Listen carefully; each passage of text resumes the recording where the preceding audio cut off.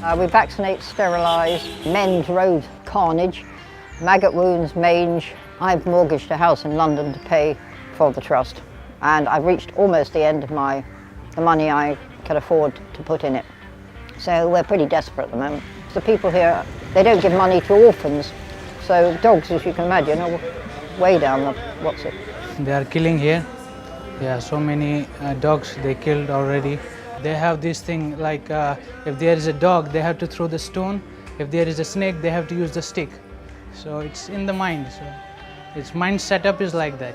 Around 70-80 dogs are missing in the Fort Cochin, which are sterilized because we are putting the tags on, collars with Mad Dog Trust sign, and we are cutting the ear as a mark that this dog is vaccinated and sterilized.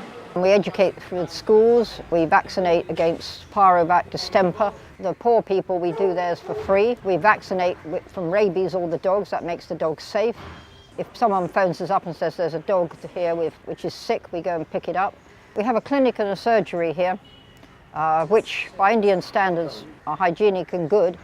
We have virtually no money, so we have no x-ray, no microscope, nothing. So we have to transport a dog to the pet hospital quite away from here. It's just light sedated, there's nothing, it's just so he doesn't start struggling. He had maggot wounds all over the body. 2 toes were destroyed and the other 2, and there was a big mass with loads of maggots going in. What we did, we basically put him on fluids, we gave him antibiotic, we cleaned that wound, we got some drugs that will kill the maggots in 24 hours, then he started eating and he has been playful, and we're just going to see how is the wound, because he needs to be operated definitely. I must warn you that it's not a pretty wound, so it's quite horrible. These 2 are missing. Try to get rid of this area, close it and see if we can save this one and this one. It's a very rewarding experience in a way that if vets do have the time and if they can give a bit of themselves to this sort of charities, this sort of projects, I think they will end up saying, oh, it was very rewarding, it was very nice, it was very positive. You know different people, you know different cultures. We have a shop here, charity shop, and we are trying to get some money from people, but this is not enough for the trust because the sterilization of dogs, vaccination is too much money. We already sterilized more than 700 dogs here and in Fort Cochin. We stopped it right now because we don't have enough funds. We don't have support from government and we don't have support from people.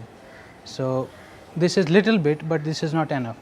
We can feed the dogs, but we cannot sterilize the dogs from this money.